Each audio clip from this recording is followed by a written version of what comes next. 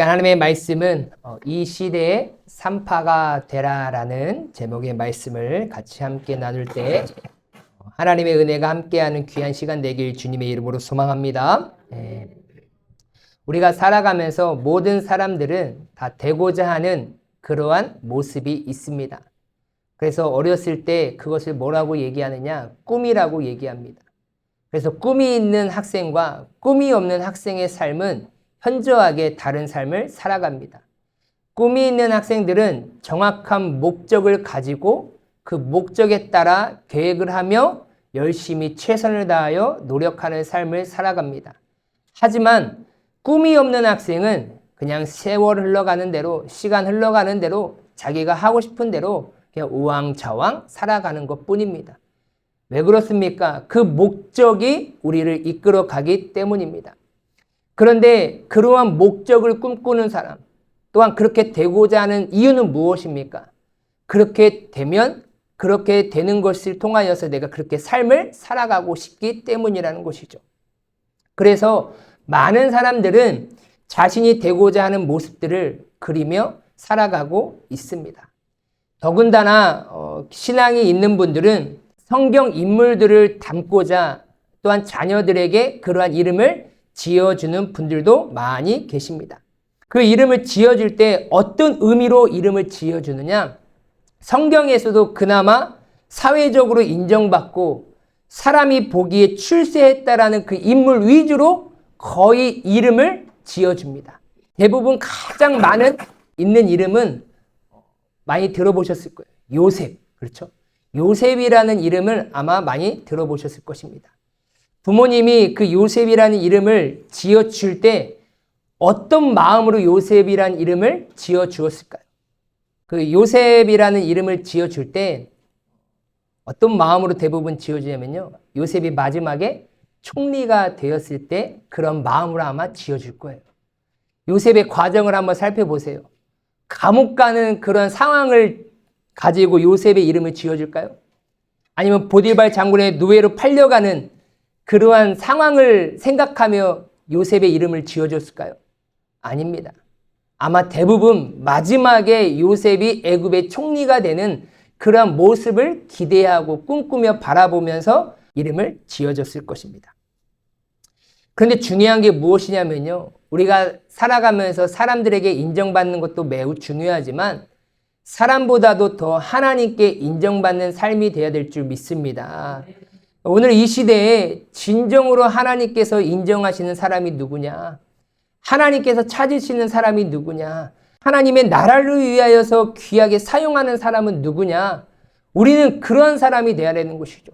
먼저 하나님께 인정받아서 하나님의 나라를 위하여서 내가 작든지 크든지 그거와 상관없이 하나님이 보내신 그곳에서 내가 맡겨진 그 사명을 감당하며 하나님의 나라를 위하여서 쓰임받는 것이 우리의 삶의 목적이 되어야 될 줄 믿습니다.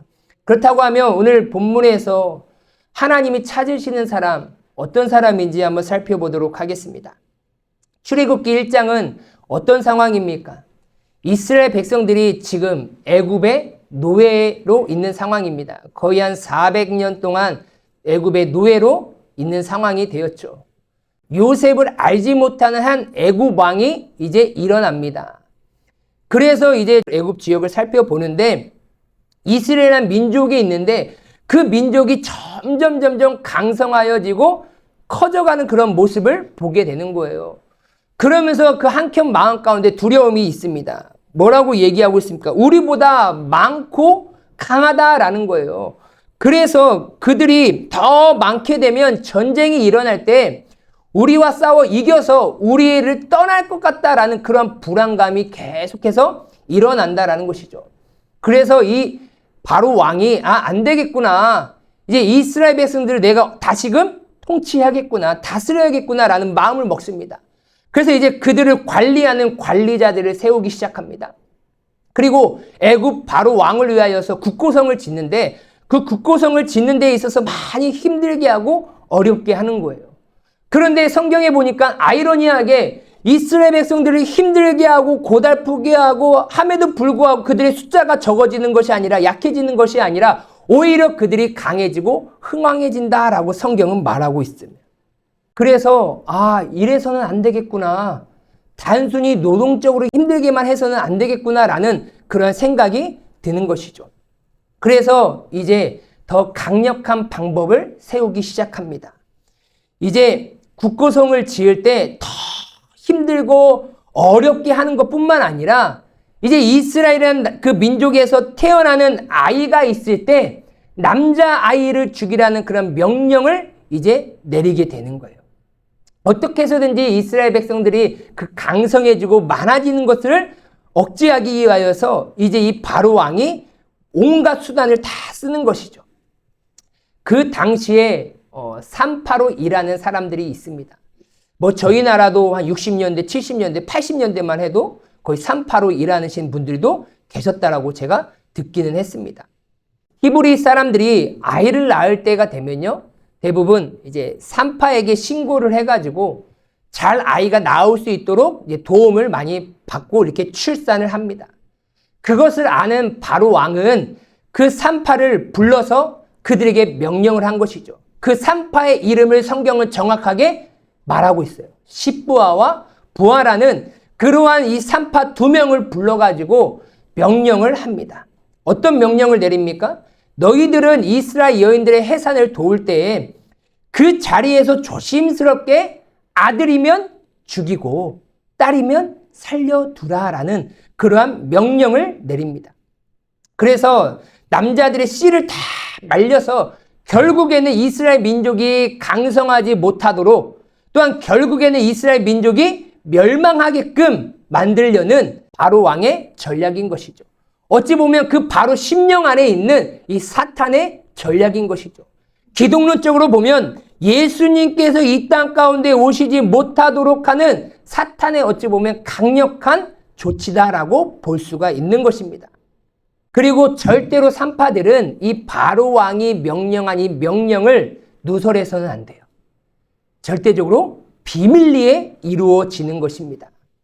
만약 여기서 산파들이 모든 이스라엘의 그 태어나는 아들들을 다 죽였다라고 하면 아마 지금 이스라엘이라는 나라는 존재하지 않았을 것입니다.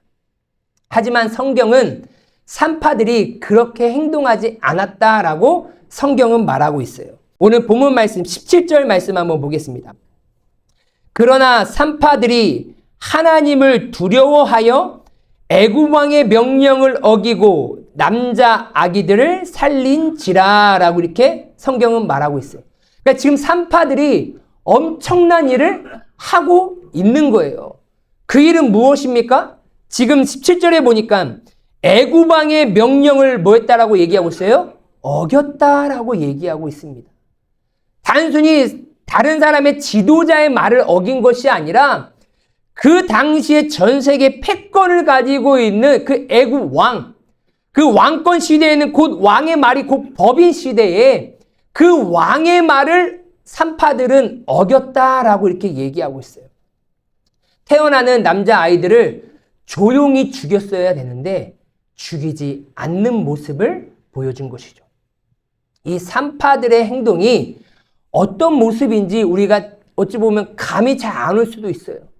근데 오늘 지금 이 시대에 산파들이 보인 행동은 어떤 행동이냐라는 것을 우리가 비추어 보면 북한이라는 곳에서 김정은이 하나의 명령을 내렸는데 그 명령을 거역한 거나 마찬가지.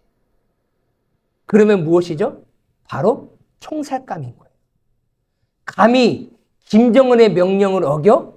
그것은 걸리는 순간 죽는 것이나 마찬가지라는 것이죠.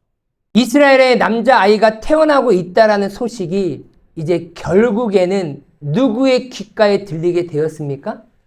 애굽 바로 왕의 귓가에 들리게 되었습니다. 그래서 18절에 이렇게 얘기하고 있어요. 애굽 왕이 산파를 불러 그들에게 이르되 너희가 어찌하여 이같이 남자 아기들을 살렸느냐라고 이렇게 묻기 시작합니다. 왕이 이 산파들을 불러다가 어떻게 얘기를 했을까요? 와, 소리쳤을까요? 아마 소리쳤을 수도 있겠죠. 아니면 근엄하게 조용하게 너희들이 어찌하여 남자아이들을 살렸느냐 라고 물어봤을 수도 있어요. 뭐 크냐 근엄하냐 그게 중요한 것이 아니라 지금 애굽 왕 앞에 산파들이 불려가서 그 명령에 어긴 것에 대해서 질문을 받고 있다라는 그 사실만으로도 아마 이 산파들은 정말로 두렵고 떨리는 상황이었을 것입니다. 아마 내 인생에서 이제 이 순간이 마지막이겠구나라는 그런 생각이 들었을 수도 있었을 것입니다. 그래서 이 애굽 왕이 왜 너희들은 남자아이들을 살려주었느냐라는 이 질문에 이 산파들은 이렇게 대답합니다. 우리 한번 19절 우리 한번 다 같이 한번 읽도록 하겠습니다. 시작! 산파가 바로에게 대답하되 히브리 여인은 애굽 여인과 같지 아니하고 건장하여 산파가 그들에게 이르기 전에 해산하였더이다 하매. 아멘. 그 당시에는 뭐 그 지역에 산파가 여럿이 있겠죠. 그렇지만 대표적으로 십부아와 부하를 불러가지고 그들에게 명령을 내린 거예요. 그들에게 명령을 내렸다라는 것은 다른 산파들에게도 어찌 보면 명령을 내린 것이나 마찬가지인 것이죠. 그러면 각 지역에 산파들이 있을 것인데 이 지역에 있다 할지라도 다른 지역이 한두 사람이 많은 영역을 다 맡고 있었겠죠. 그러니까 다른 지역으로 가기 전에 그 출산의 소식을 듣고 가는 도중에 어떻게 했어요? 자녀를 낳은 사람들도 있었을 것입니다. 왜 그렇습니까? 그 당시에 교통편이 좋지 않다 보니까 가는 상황 안에 아이가 출산했을 수도 있을 상황이죠. 저희가 김제에 살았을 때 김제에는요 출산할 수 있는 병원이 없습니다. 예, 그냥 검진하는 병원은 있어요. 근데 출산하는 산부인과는 없어요. 그러니까 김제에 사는 사람들은 군산이나 익산이나 전주에 대부분 가서 출산을 합니다. 그래서 저희도 김제에서 셋째, 넷째를 낳았는데 다 어디서 출산했느냐? 익산에 가서 출산을 했어요. 그러다 보니까 가는 시간이 있죠. 저희 셋째 아이는 의사 선생님이 이렇게 얘기했습니다. 차에서 낳을 뻔했다라고. 왜 그러느냐? 저희 아내가 진통이 왔는데 그 간호사 선생님께서 지금 새벽이니까 좀 괜찮으니까 좀 이제 날 밝으면 오세요라고 하는 거예요. 그래가지고 이제 날 밝으면 가려고 딱 6시, 2시간이 지나니까 막 진통이 오는 거예요. 그래서 이제 저희 보통 김제에서 익산 거기까지 가는데 한 30분 걸립니다. 30분 걸려요. 그런데 막 진통이 오기 시작합니다. 그래서 어떻게 해요? 제가 승용차를 몰면서 가장 최고 속도를 밟았어요. 170을 밟았습니다. 170을 밟으면서 김제에서 익산까지 거의 한 15분 만에 갔어요. 단절 만에 딱 간 거죠. 그러면서 또 과속 카메라 있는 거 제가 또 줄였습니다. 막 밟고 있다가 다시 윙 밟고 가고. 그런데 옆에서는 막 죽겠다라고 난리를 치죠. 그래서 딱 병원에 도착하자마자 우리 세령이를 1분 만에 낳았어요. 그러니까요 다 열려 있었던 거예요. 그러니까 아내가 차에서 안 나려고 막 몸부림을 친 거죠. 그러면서 의사 선생님이 좀만 늦었으면 그냥 차에서 낳았다라고 얘기합니다. 이처럼 이렇게 나올 수 없는 거리가 되면요 진통이 오면 가다가 나올 수 있는 상황이 된 거예요. 어찌 보면 오늘날 산파의 기능을 하는 것이 어디입니까? 산부인과 아니겠습니까? 그런데 김제에는 출산할 수 있는 산부인과가 없다 보니까 다른 지역으로 가야 돼요. 그렇다 보면 금방 나을 수 있는 상황이 되는 것이죠. 그러한 상황이 이스라엘 백성의 여인들에게 일어난 것입니다. 그래서 바로 왕은 그 산파의 말을 다 듣죠. 딱 보아도 이스라엘 여인들이 다 아이를 금방금방 다 잘 낳는 거예요. 그러니까 인정할 수밖에 없는 것이죠. 그렇다고 해서 태어난 아이들을 딱 태어났는데 아들이니까 거기서 바로 죽일 수는 없지 않겠습니까? 그렇게 아이들 죽이면 이스라엘 지역 안에서 큰 반란이 일어날 수 있기 때문에 조용히 남모르게 죽이라는 것이죠. 그래서 산파들도 자신들이 가기 전에 이스라엘 여인들이 아이를 낳으면 도저히 어떻게 할 수 없었던 것입니다. 그런데 중요한 것이 무엇이냐면요. 이스라엘의 모든 그 산모들이 산파가 도착하기 전에 아이를 낳은 것은 아니라는 거예요. 산파가 오기 전에 먼저 남자 아이를 낳는 사람들도 있을 수는 있겠죠. 어찌 보면 하나님께서 그 은혜를 주셔서 많을 수가 있습니다. 그렇지만 100% 그런 상황이 아니었다라는 것이에요. 그렇다고 하면 지금 산파가 바로왕이 물었을 때 왜 너는 남자아이를 죽이지 않았느냐? 그러면 실질적으로 사실적으로 말하면 어떻게 얘기해야 돼요? 제가 10명의 남자아이를 받았는데요. 출산하러 도와주러 갔는데 8명은 거의 다 번져 나왔더라고요. 근데 제가 2명은 받았습니다. 그래서 2명은 죽이고 8명은 못 죽였습니다. 라고 이렇게 말할 수도 있잖아요. 그게 진짜 100% 어찌 보면 리얼 상황일 것입니다. 그런데 뭐라고 얘기하고 있어요? 성경은 남자아이를 죽이지 않았다라고 얘기하고 있어요. 살렸다라고 얘기하고 있어요. 17절 다시 한번 보도록 하겠습니다. 그러나 산파들이 하나님을 두려워하여 애굽 왕의 명령을 어기고 남자 아기들을 살린지라라고 얘기하고 있어요. 그러니까 이 성경 본문을 보면서 우리는 어떤 것을 추측할 수 있느냐? 먼저 낳은 아이도 있을 수 있겠지만 분명히 산파 중에서 남자 아이를 받은 사람이 있다라는 거예요. 그런데 그럼에도 불구하고 살려 주었다라는 거예요. 이렇게 산파가 왕의 명령을 어기고 남자 아이를 살려줄 수 있었던 것은 무엇 때문이었습니까? 이 애굽 왕의 명령을 받은 사람은요 다 두려워하고 떨 수밖에 없습니다. 왜요? 그 명령을 어기는 순간 단순히 벌금형이 아니에요. 감옥형이 아닙니다. 사형에까지 이를 수 있는 어마어마한 두렵고 떨리는 명령이었다라는 것입니다. 그 명령을 어기고 남자아이를 살릴 수 있는 그 유일한 힘은 무엇이었느냐? 성경은 뭐라고 얘기하고 있습니까? 산파들이 애굽 왕을 두려워한 것이 아니라 누구를 두려웠다고 얘기하고 있어요? 하나님을 두려워하여. 할렐루야. 예.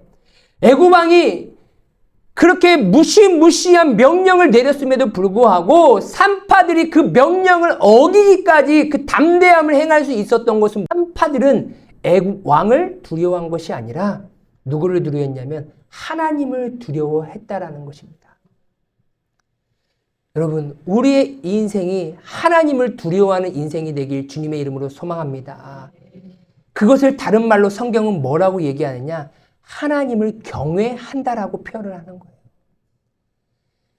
이 산파들은 애굽 왕의 그 통치 아래 살아가고 있었지만 누구를 경외하고 살아갔느냐? 바로 하나님을 경외하고 살아가고 있었다라는 것을 우리는 성경을 통하여서 알고 있게 되는 것이죠. 성경은 산파들이 바로 왕을 두려워했다라고 기록하고 있지 않습니다. 오히려 하나님을 두려워하고 있다라고 성경은 기록하고 있어요. 여러분, 하나님께서 우리의 인생을 기록한다라고 하면 나의 인생은 지금 누구를 두려워하고 살고 있다라고 기록하고 있겠습니까? 진정으로 하나님을 두려워하며 인생으로 살아가고 있는지 아니면 하나님이 아닌 세상 그 어떠한 무엇을 두려워하고 살아가고 있는지 하나님은 정확하게 내 인생을 판단하시고 살펴보고 계신 줄 믿습니다. 하나님이 두려워지기 시작하면요, 세상의 것들이 두려워지지 않기 시작한다라는 것입니다. 하지만 하나님이 두렵지 않기 시작하면요, 우리는 세상의 것들이 두려워지기 시작하는 거예요. 산파들은요, 왕의 명령보다 더 무섭고 두렵게 받아들이는 것은 하나님의 명령이었어요. 하나님은 생명을 소중하게 여기는 것을 사랑하셨고 또 하나님은 하나님의 택한 민족을 귀하게 여기신다라는 것을 이 산파들은 다 알고 있었다라는 거예요. 오늘날 우리는 살아가면서 무엇을 더 두려워해야 되는지 이 산파의 모습을 통하여서 잘 가르쳐주고 있습니다. 사람마다 다 무서워하는 것들이 다양합니다. 종류가 다양해요. 정말로 몸이 근육이 이렇게 막 강한 사람도요, 뭘 무서워하느냐? 벌레를 무서워하는 사람이 있어요. 참 어떻게 저런 몸을 가지고 벌레를 무서워하냐? 라고 말할 수 있겠지만 벌레를 무서워합니다. 사람마다 다 다양해요. 하지만 우리가 살아가면서 두려워해야 될 존재가 하나님인 줄 믿습니다. 마태복음 10장 28절에 이렇게 얘기하고 있습니다. 몸은 죽여도 영혼은 능히 죽이지 못하는 자들을 두려워하지 말고 오직 몸과 영혼을 능히 지옥에 멸하실 수 있는 일을 두려워하라. 아멘. 신앙생활 10년, 20년, 30년 하신 분들은 이 마태복음 10장 28절 말씀을 정말 많이 들으셨을 거예요. 근데 들으면 뭐 하십니까? 그게 나의 말씀이 되어야 되고 진정으로 이 말씀이 나의 말씀이 되어서 하나님을 두려워하는 인생이 되어야 되는데 우리는 나의 몸만 아프게 하고 힘들게 하고 어렵게 하는 것은 정말 많이 두려워하는데 정말로 나의 몸과 영혼을 지옥에 멸하실 수 있는 그 하나님을 나는 정말로 두려워하며 살아가고 있느냐라는 거예요. 몸은 무엇입니까? 육체이죠. 육체는요, 이 땅의 것이에요. 나를 배고프게 하고 나를 힘들게 하고 나를 어렵게 하는 거 사탄은 오직 그것만을 가지고 나를 두렵게 만들 수 있어요.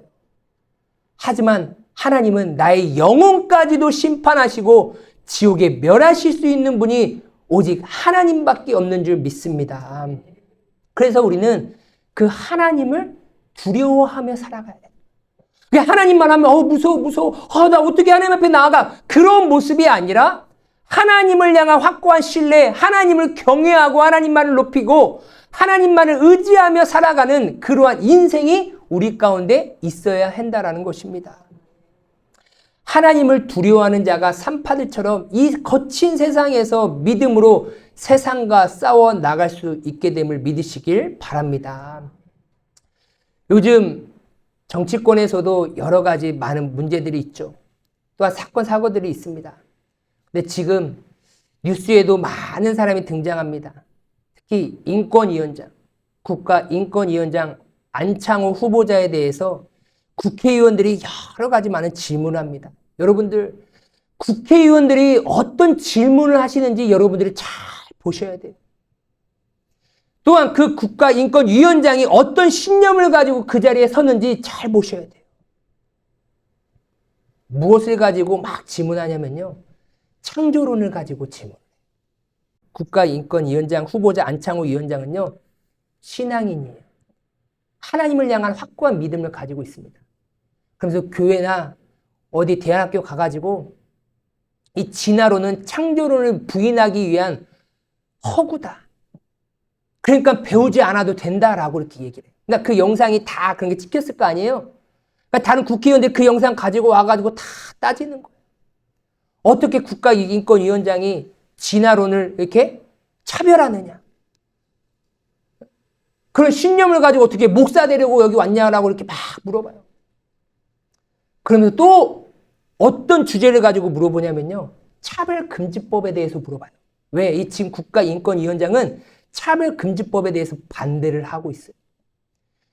그러면서 한 당의 정말로 지금 5선인 여성 국회의원이 물어봐요. 질문까지 하면서 물어봐요. 지금 차별금지법이 2006년부터 국가인권위원회에서 주된 안건이 되어가지고 어떻게 해서든 이 차별금지법을 통과시키려고 몸부림을 치고 있는데 왜 당신은 지금 인권위원장이 되어서 이 차별금지법을 반대하시느냐? 그럼 지금까지 했던 인권위원회의 노력이 다 물거품이 되지 않느냐? 그러니까 당신은 자격이 없으니 이 자리에 내려오십시오라고 이런 질문을 하고 있다니까요. 그리고 또 어떤 국회의원 2명이 있는데요. 한 분은 전도사예요. 그러면서 어떻게 창조론만 얘기할 수 있느냐? 진화론을 어떻게 해요? 인정하기 시작합니다. 또 한 국회의원은 목사님 아들이에요. 그러면서 창조론을 믿고 그렇게 국가인권위에 대해서 공정하게 반대하는 것과 찬성하는 것을 잘 듣고 내가 행하겠다라는 그런 사람을 어떻게 해요? 막 몰아쳐요. 사탄은요. 안 좋은 걸 가지고 와가지고 이거 하라고 얘기하지 않아요. 정말 좋은 것처럼 보이는 거예요. 평등, 인권, 그러한 모습을 가지고 우리한테 다가오는 거예요. 제가 운동하다 보니까 플랜카드에 적혀 있더라고요. 양성 평등, 기념 행사를 한다라고 여기 나오더라고요. 그러면 하나님이 남자와 여자를 모든 것이 똑같게 만드셨나요? 아니에요, 여러분. 그 평등이라는 말에 속아 넘어가지 마세요. 하나님은요, 차이를 두셨어요. 남자하고 여자하고요, 다릅니다. 어떻게 똑같을 수가 있겠습니까? 다른데? 그러니까 이번에 파리 올림픽에 큰 문제가 있었잖아요. 복싱 선수가 왔는데 남자 염색체가 있는 남자인데 여성 복싱으로 나온 거예요, 선수로. 트랜스젠더를 한 것 같아요. 그래서 이제 16강인가요? 8강인가? 막 이렇게 권투를 하는데 한 선수가 40초 만에 기권을 했어요. 여러분, 올림픽 나가는데 얼마나 노력하고 얼마나 많은 준비를 했겠습니까? 그런데 그 선수한테 한번 맞아보니까, 아, 이것은 내가 감당할 수 있는 힘이 아니구나. 내가 계속까지 맨날 12라운드까지 가면 내 인생은 끝나겠구나라는 것이 직감이 온 거예요. 그러니까 1분도 안 돼서 포기를 해버린다니까요. 근데 그 선수가 파리 올림픽에서 금메달을 땄습니다. 그랬더니 항소했더니 올림픽위원회에서 이 파리 올림픽은 어떤 올림픽이 주제냐면요, 차별이 없는 올림픽이라고 얘기해요. 뭐가 없는 올림픽이라고요? 차별이 없는 올림픽. 여러분, 지금 시대가 이렇게 흘러가고 있습니다. 오늘날 이런 시대 가운데 하나님은 어떤 사람을 요구하고 계시고 어떤 사람이 되기를 원하시고 계실까요? 세상을 두려워하기 시작하면요, 하나님 나라의 가치는요, 소멸되기 시작한다. 우리는 무엇을 더 두려워하느냐에 따라서 나의 삶의 모습과 방향이 달라지기 시작합니다. 모든 사람은요, 두려워하는 그 존재 앞에 무릎을 꿇게 되어 있습니다. 두려워하는 것 앞에 굴복하게 되어 있어요. 고개를 숙이게 되어 있습니다. 우리는 이 시대의 산파가 되기 위해서는 나의 몸과 영혼을 심판하시고 지옥에 멸하실 수 있는 그 하나님을 두려워야 될 줄 믿습니다. 하나님은 진정으로 하나님을 경외하는 자, 하나님을 두려워하는 자를 이 시대 가운데 찾고 계신다는 거예요. 세상은요, 온갖 것으로 나를 두렵게 만들어요. 그래서 세상을 두려워하면요, 하나님을 절대로 두려워하지 않습니다. 그래서 이 시대 가운데 우리는 진정한 산파의 모습으로 살아갈 수 없게 되는 것이죠. 하나님은 하나님을 경외하는 자들에게 반드시 피할 길을 허락해 주심을 믿으시기 바랍니다. 그 하나님을 경외하고 하나님을 믿고 하나님의 믿음을 드러내는 그 인생 가운데 하나님은 바위가 되어주시고 피난처가 되어주시고 요새가 되어주시는 하나님이심을 우리는 믿고 확신해야 되는 거예요. 하나님은요, 산파들이 피할 수 있는 미리 환경을 허락해 주셨어요.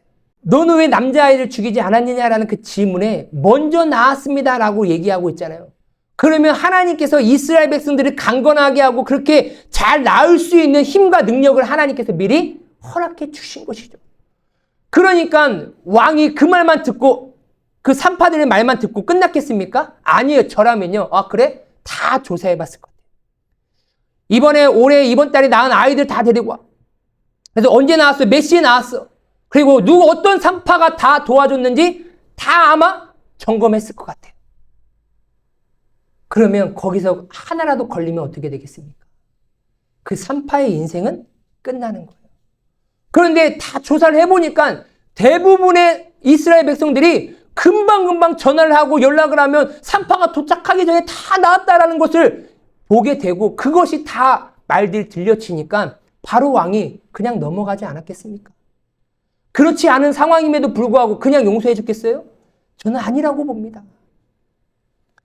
철저하게 다 점검을 했다라는 것이죠. 그래서 하나님은요, 하나님을 인정하는 자들을 보호하고 지키시는 하나님이심을 믿으시길 바랍니다.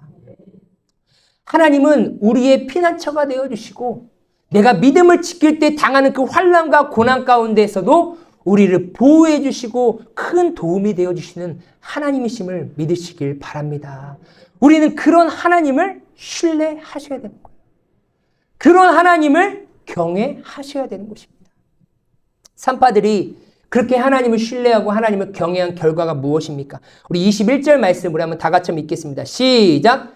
그 산파들은 하나님을 경외하였으므로 하나님이 그들의 집안을 흥왕하게 하신지라. 아멘. 여러분, 하나님을 경외하는 자, 하나님은 그 인생을 붙드시고 그 인생을 버리시지 아니하시고 반드시 그 인생의 집안을 흥왕하게 하심을 믿으시길 바랍니다. 하나님은 그러한 인생을 통하여서 하나님의 나라를 이끌어 가시는 거예요. 여러분, 우리의 인생은 내가 스스로 개척해 가는 것처럼 보일 수 있겠지만 아닙니다. 반드시 우리의 인생 가운데 하나님의 은혜가 함께 해야 될 줄 믿습니다. 하나님께서 우리를 보살펴 주시고 붙잡아 주실 때야 비로소 우리의 인생이 흥왕해질 수가 있어요. 하나님의 이름을 높이며 살아가는, 하나님이 인정되는 삶을 살아갈 수 있게 되는 것입니다. 말씀을 마무리합니다. 하나님의 나라는요, 대단한 사람으로 세워지는 것이 아닙니다. 하나님을 향한 믿음이 있는 자를 통하여서 세워가는 것을 믿으시길 바랍니다. 하나님께서 쓰시는 사람은요, 그 어떠한 상황 속에서도 하나님을 하나님으로 믿고 인정하고 경외하는 자를 사용하신다라는 것입니다.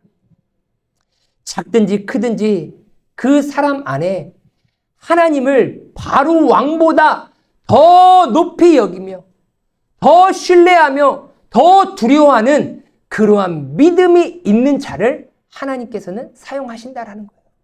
지금 나의 모습이 작아 보이십니까? 어찌 보면 비천해 보이십니까? 그게 중요한 것이 아니에요. 하나님은 나의 믿음을 지켜보고 계신다라는 것입니다. 하나님을 경외하는 산파의 모습으로 살아가야 되는 줄 믿습니다. 그런 산파를 지금도 찾고 계시고 그런 믿음의 산파를 통하여서 하나님의 나라를 세워 가실 줄 믿습니다. 우리 목포 온누리교회 온 성도님들께서 믿음의 산파가 되셔서 그 믿음 때문에 당하는 고난도 하나님의 은혜로 이겨내시면서 하나님께 영광 돌리며 살아가시는 우리 귀한 성도님의 삶이 되시길 주님의 이름으로 축원합니다.